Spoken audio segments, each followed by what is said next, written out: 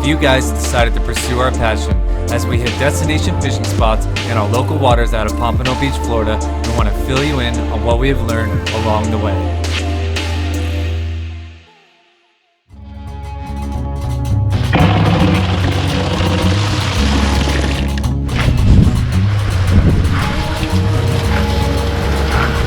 COBIA in a while.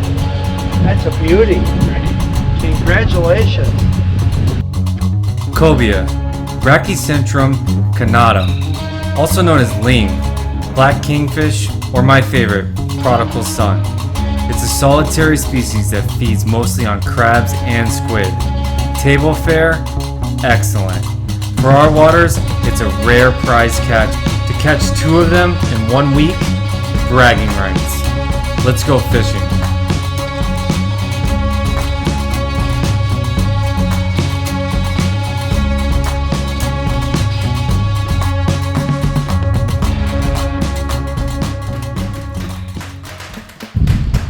I got the torpedo jig on, and right off the bottom I got smacked, and it's got head shakes just like a button. Yeah. You know, there's nothing better than hooking up on your first drop. Not even like your first drip, but I'm talking about like your first drop. So really on this day, I dropped my jig down, torpedo 200-gram gold, hit the bottom. I maybe got 2 or 3 pitches out of it, and I was hooked up. Oh yeah. Nothing like hooking up on your first drop. So it was our very first trip to the day, and I was barely getting my jig in the water when John said he was hooked up. And I turned to him and I asked him, I'm like, should I keep dropping, or do you want me to pull this jig in and give me a hand? And he said, this is a good fish. Come and give me a hand. It had those head shakes that are reminiscent of a mutton, you know, just that deep dig to it. And I was sure that this fish was gonna be a mutton coming up. And so, you know, Chris grabs the camera, and you know, what do you expect when a mutton comes up? A mutton at some point it gives up, and maybe it starts spinning, and then it just pops to the surface. But then we start getting color on this, and you can see where Chris puts the camera in the water, and we get a little shot of the fish. And as soon as he gets that shot, he realizes that this is a cobia, and we're not even ready. You know, we really got caught with our pants down on this fish. So we had the sea anchor out right here where I'm fighting the fish, which is not what you want to have out, you know, whenever you're trying to get a quality fish into the boat. So Chris throws the camera down, he's scrambling, you know, he's getting the gaff ready, he's getting the sea anchor in. Switch gears, we're going from a floating fish to a fish that's probably gonna sky out of the water, probably gonna, you know, do a lot of circles, you know, and it's just he and I, so our camera angle isn't that great because we had to basically put it in the rod holder. And this fish does circles and circles and circles, and it seemed like he knew exactly where to dive down deep, because as soon as he'd get to the boat where he's in, you know, gaff range, he dives down. And then as he gets out farther away from the boat, he's going up to the top. So, you have a ball bearing swivel on? I do.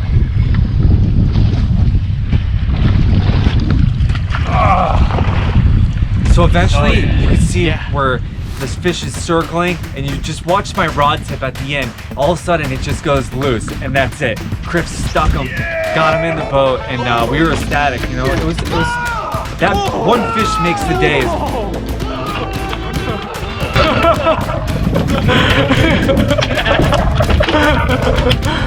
Whoa, dude!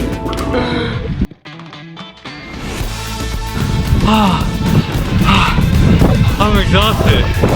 Holy moly! The rest of our day is just a complete focus there, you know, as a team. But that was COBIA #1. Now for today's quick tip. What's up, guys? Today we want to take a closer look at one of the elements that we can use for our terminal tackle and the benefits that come with that, and that is the ball bearing swivel. Number 1, it gives the jig more freedom of movement and thus more action on your pitches. Number 2, the ball bearing swivel is going to prevent your line from twisting. either on the drop when your jig is falling, if it happens to be rotating around, or on your retrieve, ideally when you're hooked up to a big fat fish and that fish decides to do some circles on you. It's going to prevent your line from twisting, thus it's not going to build tension on your line, and it's going to reduce your overall chance for a break off. Number 3, sound travels 4 times farther underwater, and this ball bearing swivel is just going to give you another little element to get a little clink clink going on. And finally, number 4, the ball bearing swivel is going to give you a little bit more of a buffer zone from your hook and the fish to your top shot, thus giving you a little bit more room potentially to prevent a toothy critter cutoff. Another thing we're working on in Johnny Jigs that is soon to come to prevent toothy critter cutoffs and turn these assist hooks into toothy killers is a metal core assist hook cord.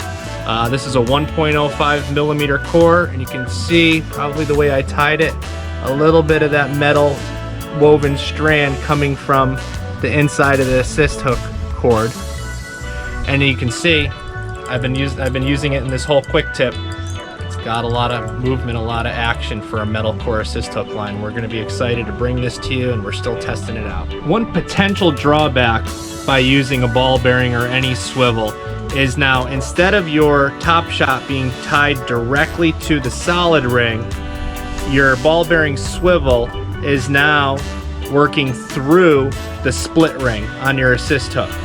Now these split rings are rated for 80 pounds brake strength, 100 pounds brake strength, 120 pound brake strength, and I haven't had one fail on me yet, but it is a little disconcerting for me when you're trying to remove elements and be as streamlined as possible. If you want the benefits of the ball bearing swivel, you're also going to be now fighting the fish through your split ring. So pay attention to your split rings. Over time they will wear out, and if you notice them spread apart or split, it's time to change that out and put a fresh one in.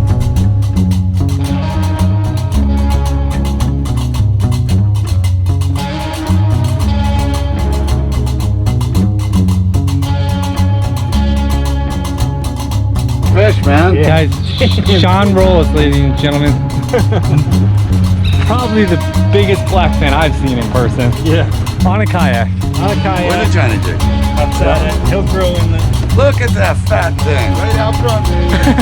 Nice. Yeah, man.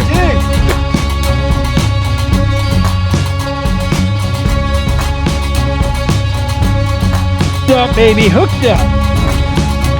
Got me on the drop. We're sending it down. Almost got the bottom. So there's a couple fish that we catch all year round. You know, they're more prevalent in April, but at this time of the year in April, I mean, they come in and it's just a blast, and it's easy to get out there and catch them. You know, anybody can do it.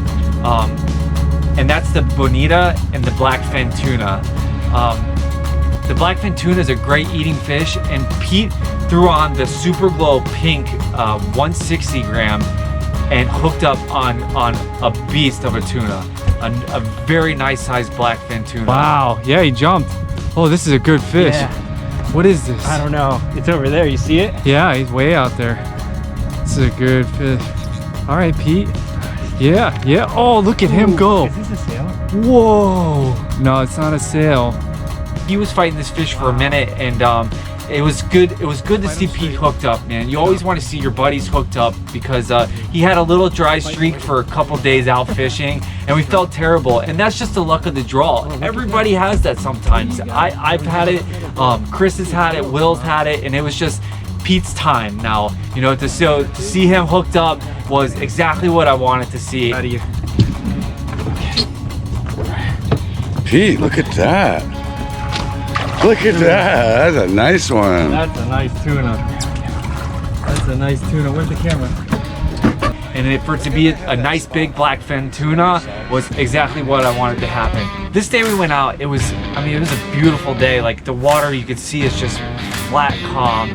And we didn't even have to put the sea anchor out. Our jig is staying vertical from the boat. We're getting a lot of that time that you want, that vertical presentation time that you want. It's not stopping him. Yeah, don't tie him, or don't... It was non-stop action all day long. I mean, it was bonita tuna. Will hooked into a nice Atlantic bonito. I mean, it was all day. We were dropping, hooking up, dropping, hooking up. And we like to say, we love it when fishing's easy.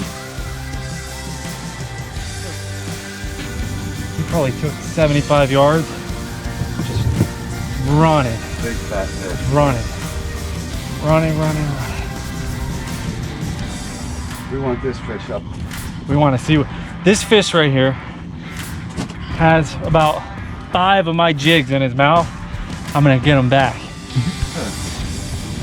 So a lot of times cobia will, you know, basically they catch shrapnel from sharks. They'll hang around the sharks eats a bonita or whatever the case may be, and then the cobia moves in and eats, you know, whatever's behind the shark, you know, as well as they eat squid, they eat crabs. But I think I had the shark and then I got hooked up on the cobia. This fish started coming up, and once he got towards the surface and we realized that he was a cobia, he did this amazing sky out of the water.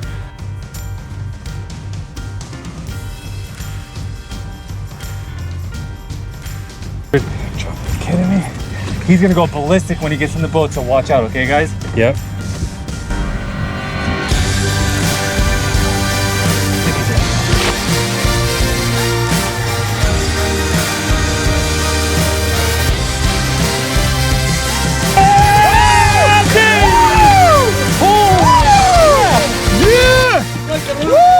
Watch out.